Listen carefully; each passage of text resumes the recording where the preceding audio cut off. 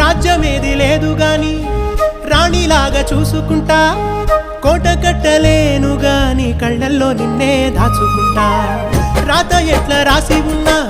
ఆ మార్చి నీతో రాసుకుంటా స్వర్గమంటూ ఉన్నదంటే అది నీతోనే ప్రతిరోజు పంచుకుంటా నిన్ను గన్న మీ నాన్న కన్నా